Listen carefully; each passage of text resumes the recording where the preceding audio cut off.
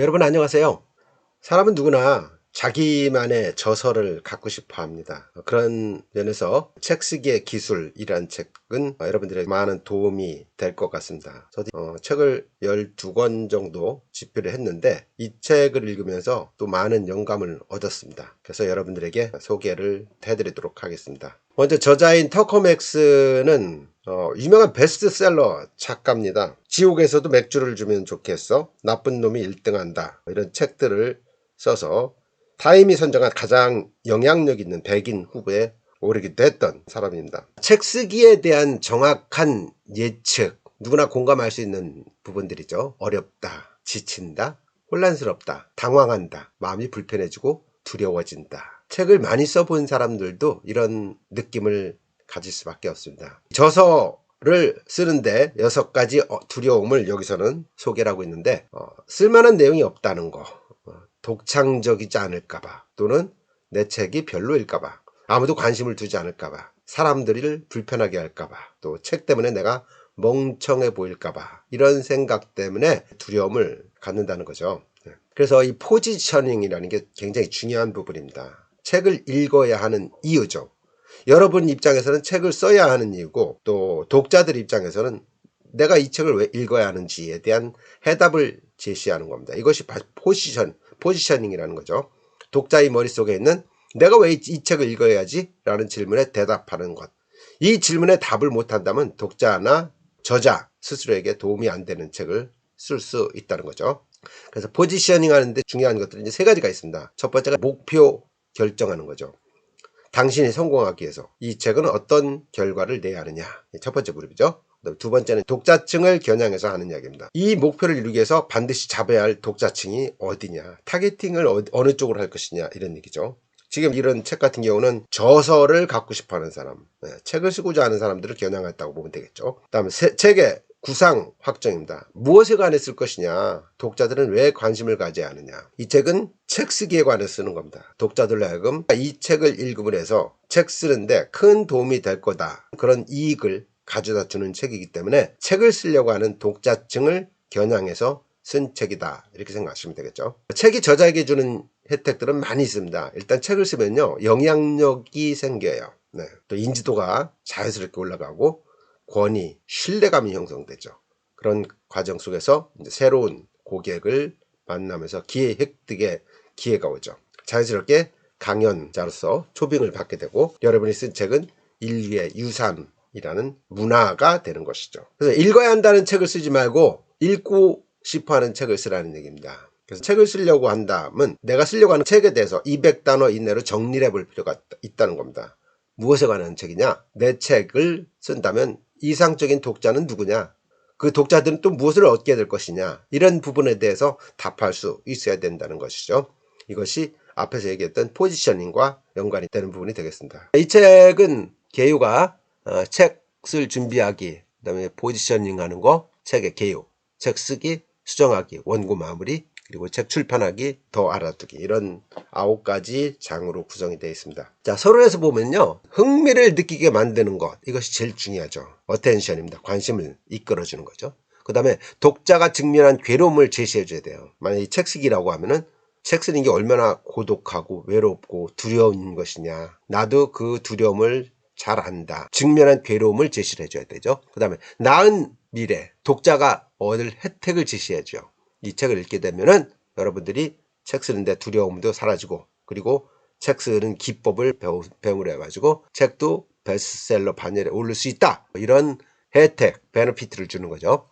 그 다음에 책에서 배울 내용을 간략히 보여주는 겁니다. 서론에서는 9개의 장으로 구성되고, 이 장을 읽으면서 여러분들은 책 쓰기의 전문을 배울 수 있게 된다. 왜냐하면 내가 주제 전문가 권위자인 이유 설명하는 거죠. 왜냐하면 베스트셀러 작가다. 지옥에서도 맥주를 주면 좋겠어, 나쁜 놈이 1등한다, 이런 책을 통해 가지고 베스트셀러 됐기 때문에 책 쓰기 기술은 나한테 배워야 된다. 권위자인 나한테 배워야 된다. 그래서 이 책 읽기에 전념하게 만들도록 하는 것이 서론의 역할이 되겠습니다. 다음에 이제 결론의 역할은 어떤 것이냐. 결론은 정리하는 마음으로 써야 됩니다. 그래서 명확하게 요약을 하는 거, 그 다음에 독자에게 행동 요청하고, 추가 요소로서 확장 주제에 대한 언급도 필요하고, 마지막으로 열린 고리로서 아름답게 매듭을 짓는 이런 과정이 필요할 겁니다. 그다음 집필 계획이 이제 5단계가 되겠습니다. 이 책에서 소개하는 집필할 시간과 장소를 선택하라. 하루 일과가 24시간인데 새벽에 일어났을 것이냐, 아니면 사무실에 출근했을 것이냐, 일과를 마치고 저녁 시간을 쓸 것이냐. 장소도 중요하죠. 얼마 전에 작고하신 이회수 작가 같은 경우는요, 자기만의 감옥을 만들어 놨었습니다. 그리고 그 감옥에 들어가 가지고 책을 쓰겠다고 들어가면은 아내가 그쪽으로 다 밥도 갖다 주고 거기서 볼일 다 보고 문짱구고 바깥에 나가지도 못하는 스스로 감옥을 만들어 놓기도 했었죠. 조용한 데서 글이 잘 써지는 사람이 있는가 하면 카페나 이런 데 가서 글 쓰면 더 잘 써진다 이렇게 생각하는 사람들도 있어요. 독서실에서 쓰는 걸 좋아하는 사람들도 있고요. 그러니까 나만의 그 장소를 찾는 것도 중요하다. 그 다음에 구체적인 집필 분량 목표를 설정해야 된다는 얘기입니다.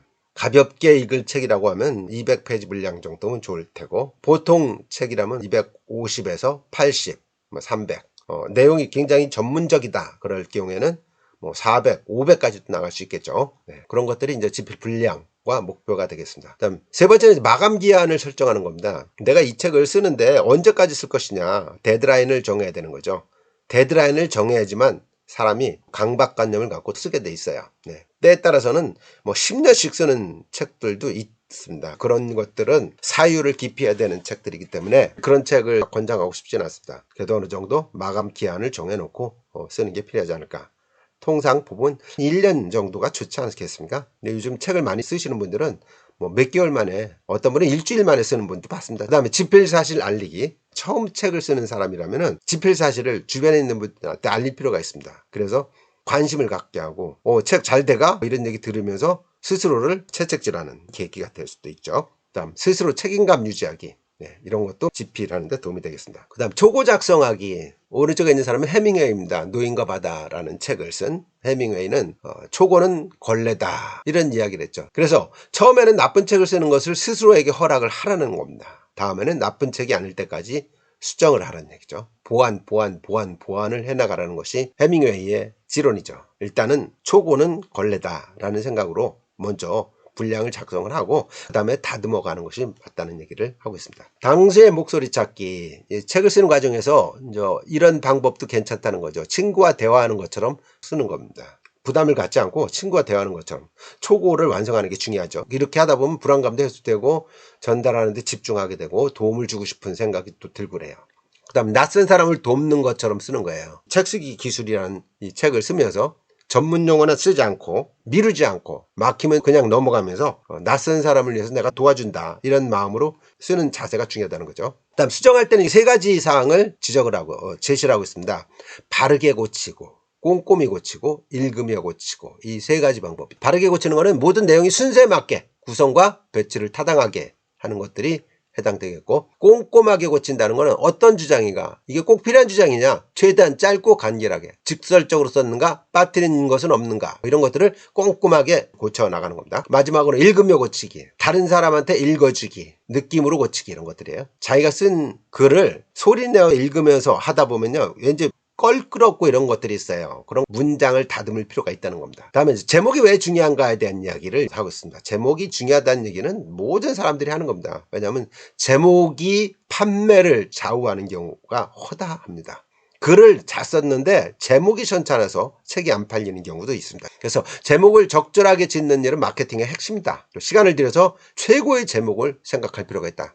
제목은 책에 대한 사람들의 생각, 책의 성공을 상당 부분 좌우한다고 보고 있습니다. 좋은 제목의 5가지 특성은, 첫 번째가 주의를 끌어야 됩니다. 이 제목을 보면서 뭔가 시선을 끌어야 된다는 얘기죠.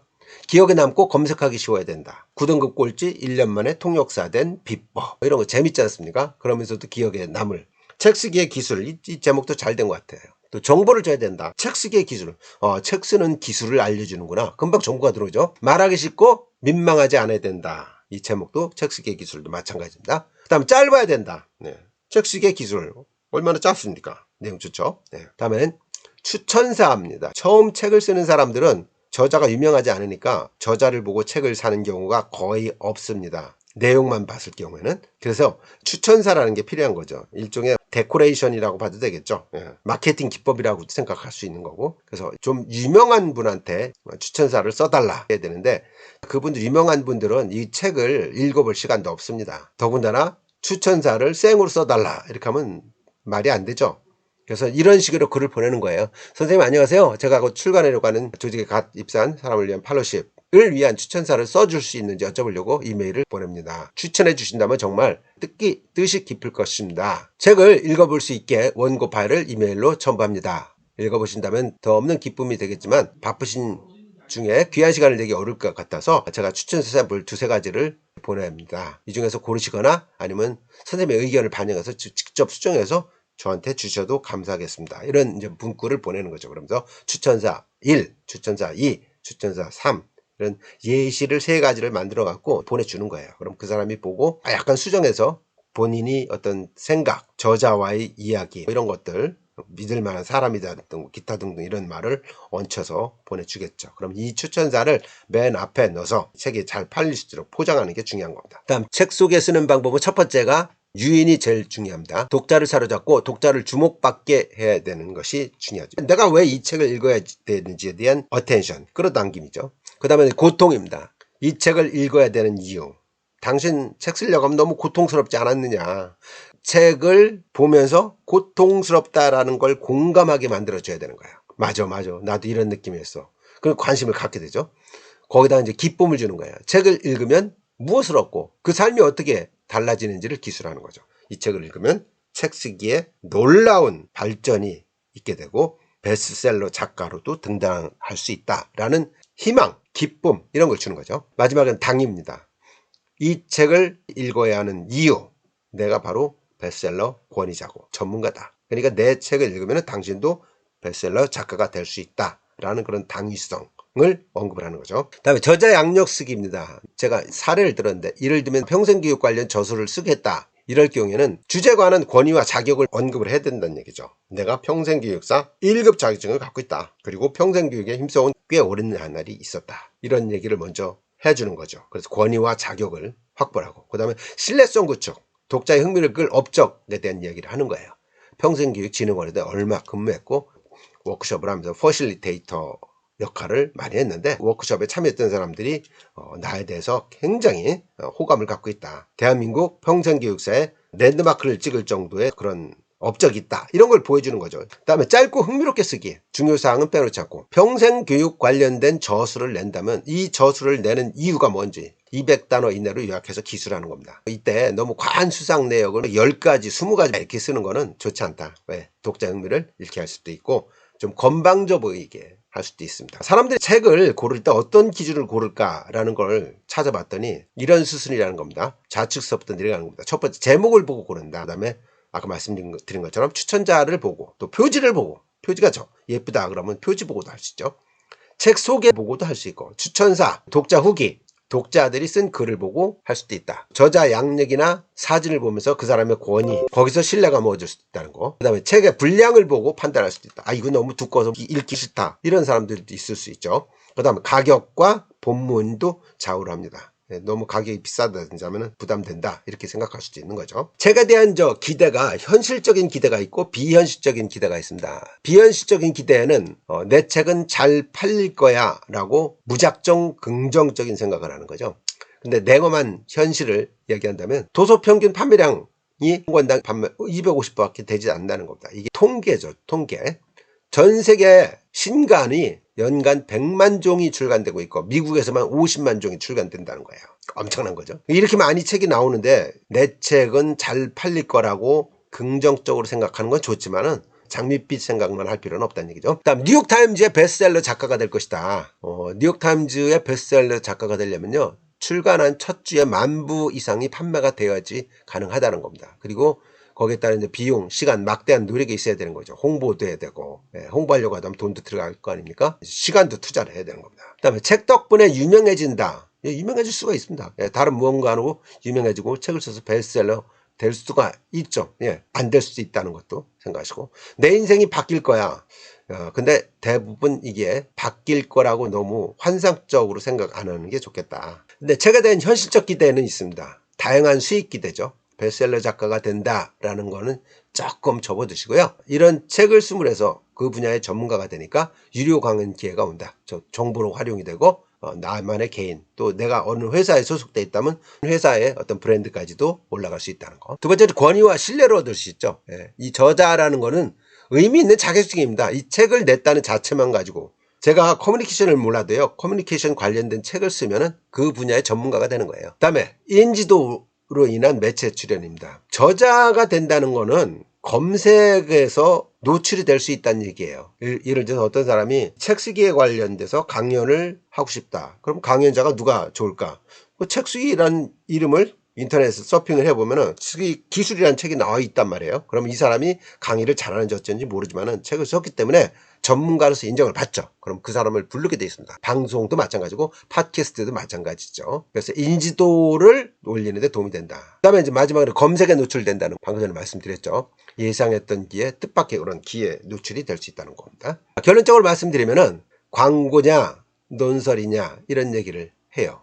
누군가가 내게 물건을 팔려고 하면 모두 싫어하죠. 누구나 똑같습니다. 이 책 쓰기는 광고 정보가 아닌 논설 정보예요. 이 논설 정보라는 거는 여러분이 가진 전문 지식을 독자와 공유하고 귀중한 정보를 전해주는 거예요. 그러면서 노골적인 판촉이 아니라 더 많은 판매와 부수조 효과를 가져오는 것. 이것이 바로 논설이라는 거죠. 논리적인 설득. 광고라는 게 아니고 논리적인 설득을 하는 게 책의 사명이죠. 그래서 책을 구매하는 행위는 독자의 결정을 존중하고 독자가 투자한 돈과 시간에 상응하는 가치를 당신이 주겠다라는 태시트 어그리먼트, 암묵적인 계약이 되는 거죠. 그래서 이 약속을 지켰다면 독자 중 일부는 미래 어느 때 당신에게 찾아와서 강연자로 약속을 잡거나 컨설턴트로 고용을 하거나 다음에 쓰는 책은 이 사람 좋았어 라는 느낌 때문에 나오면 또 관심을 갖고 또 사게 돼 있다는 거죠. 그래서 독자를 위해서 당신이 가진 지식을 아낌없이 전해주겠다라는 생각으로 책을 쓰면 좋겠다라는 것이 이 책의 요지가 되겠습니다. 내용이 좋았다면